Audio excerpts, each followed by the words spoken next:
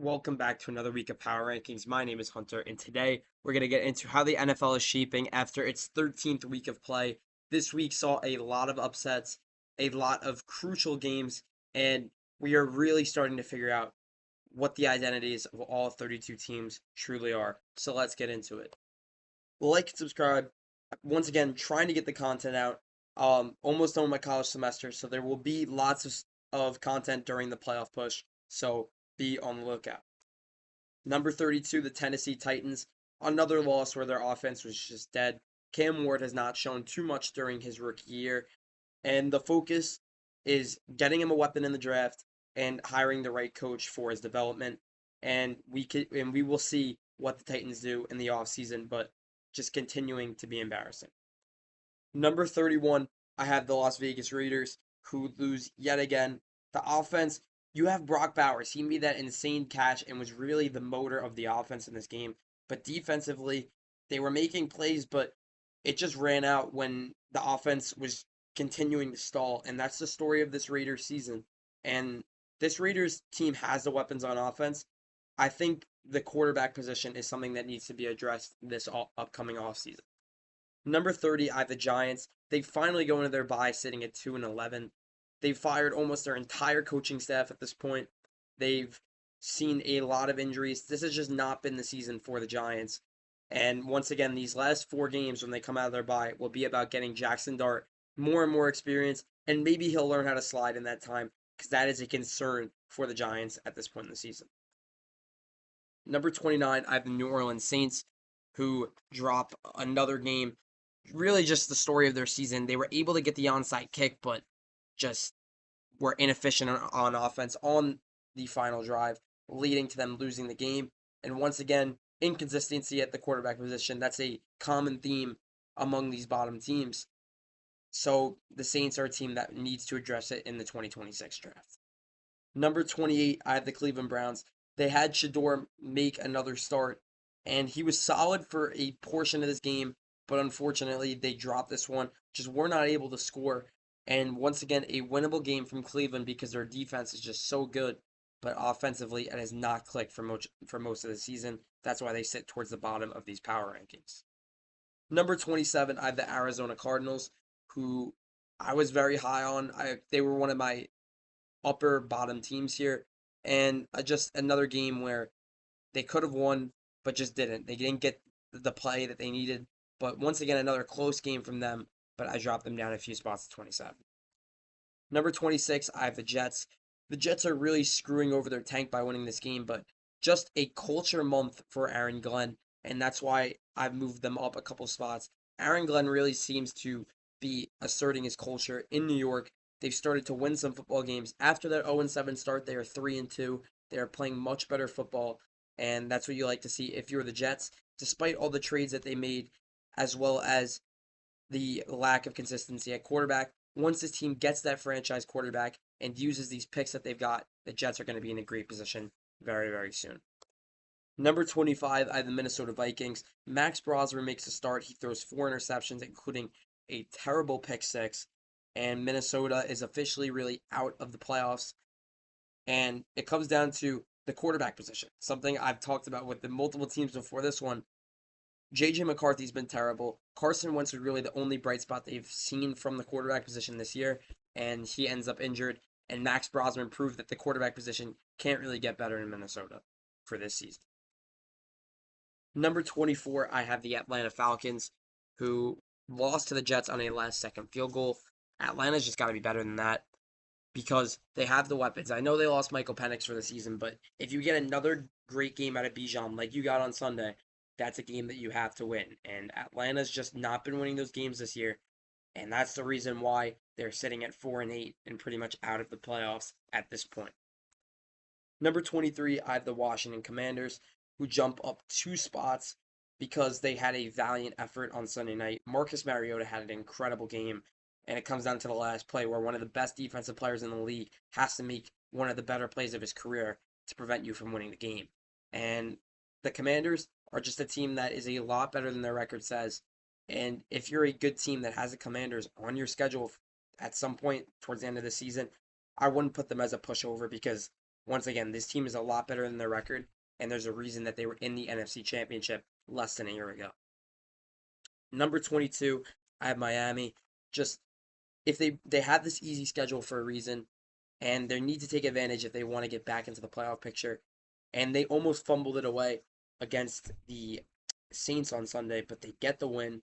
They are rolling into a game against the Jets this week, another must-win game to get back into the playoff picture. And obviously for Miami, they're going to need to win out. There is no room for them to slip up, and they almost did on Sunday. They need to be better. Number 21, I have the Cincinnati Bengals. Don't look now, but it's another late season Cincinnati run where Joe Burrow comes in and he plays his game. And the defense was so much better in their Thanksgiving game against the Ravens, getting so many turnovers against Lamar Jackson. And Joe Burrow just made plays. He had a really nice play to Tanner Hudson in the end zone. And Cincinnati wins, and there is only 2 games back in a very weak AFC North. Cincinnati, if they beat Buffalo this week, their schedule is not hard for the remainder of the season. Cincinnati can certainly get back into the picture and win the AFC North. Just no room for error at this point in the season. Number 20, I have Pittsburgh. Aaron Rodgers is dealing with injury, and it showed. He got knocked out of the game for a little bit, but this offense has really died. Their defense has picked it up since the beginning of the season, but their offense has ran out of the spark that it had early on, and Pittsburgh just needs to pick up the wins. Obviously, they're in a AFC North that is not very good, and the game against Buffalo was a winnable game. In the first half, they were playing good football. The second half was maybe the worst half they played the entire season, and Pittsburgh is not in a good position right now. That's why I have them all the way down at number 20. At number 19, I have another team in a very bad position as of right now, and it's the Kansas City Chiefs. And it comes down to they need to win that game on Thanksgiving, and they just did not. Patrick Mahomes with another great game. He had that great throw late, just made plays, but Kansas City just fails to win the big games this year. And every team in the wildcard picture that they are fighting for spots with has beaten them this year. And Kansas City goes into Houston for next Sunday's game, and they need to win. And nobody would have thought that Kansas City's season would be on the line in week 14, but Kansas City really needs to pick up this victory. And the offense is doing their part. The defense is just not making the stops that it has made for this offense in years past. It needs to change if Kansas City wants to get into the postseason. And it starts on Sunday. Number 18, I have the Ravens. A really derailing loss for them. They had all the momentum in the world, winning 5 straight after that 1-5 start. They get to 6-5. They go into Thanksgiving and they get blown out of the water by a team that was basically dead going into that game. And it comes down to Lamar Jackson, his worst game of the season, easily. Just turning over the ball, not making plays. And Baltimore, just like Pittsburgh, they are in a very easy division. Baltimore needs to take advantage of those games, and they go into their game against the Steelers with it likely being a crucial game for their season. Number 17, I have the Tampa Bay Buccaneers. I'm not really too high on them right now because they escaped with a victory over Arizona, but they were able to get Bucky Irving and Chris Godwin back in this game, and that is crucial to if this team wants to succeed. Looking at their schedule, it is really easy, but it's going to really come down to the 2 games they have left against the team that I have at number 16, which is the Carolina Panthers, who jump up 4 spots. They beat my number 1 team last week in the Los Angeles Rams. Just an excellent performance from Bryce Young. And the defense making turnovers. They had 3 in this game. Carolina plays its best game of the season going into their bye. It sucks that their momentum is going to be slowed down a little bit, but as I just mentioned, 2 of their remaining 4 games are against the Tampa Bay Buccaneers. If they're able to win both, Carolina will be your NFC South champions. Let's see if they can do it. I have them at number 16. Number 15, another team with lots of momentum right now. It's the Dallas Cowboys. Jerry Jones and his trade deadline ambition has really paid off. And this offense and this defense is playing complementary football since their bye. And Dallas is in a great position. They go into their Thursday night game with, even though their season is probably on the line in that game, if Dallas is able to pull it out, this team is a team that would have 4 straight wins at 7-5-1, and a team that nobody would want to play in the postseason just because of how threatening their offense is with Pickens, Lamb, and Prescott. And Javonte Williams, just an incredible offense. that has really shown in these past few weeks. Number 14, I have the Los Angeles Chargers, a team that has a really hard final 5 games, and Justin Herbert suffering a hand injury, something that this team cannot see or afford to see at this point in the season. And the Chargers are going into their game against the Eagles with Herbert questionable, with their O-line injured. They're getting Hampton, they're getting people back, but the Chargers need to pick up this victory or one in the next few weeks because their schedule is so hard and they need 2 or 3 more wins to make sure they get into the postseason. Number 13, I have the Houston Texans, who win their 4th straight game. The offense was pretty stellar again, this time going from Davis Mills to CJ Stroud. But this defense, man, they have been an incredible unit the entire year. Nobody wants to play Houston if they get into the playoffs because this defense can shut you down. And D'Amico Ryans and that culture that they have built with that defense is a huge part of it. And Houston is rolling right now. Number 12, the Niners, another team rolling into their bye, sitting pretty at 9-4 as they win yet another game. Once again, not pretty, not Brock Purdy's best game once again, but this Niners team has found ways to win when it matters. And the Niners are really 1 or 2 wins away from pretty much cementing themselves in a playoff spot. Let's see what they can do coming out of their bye.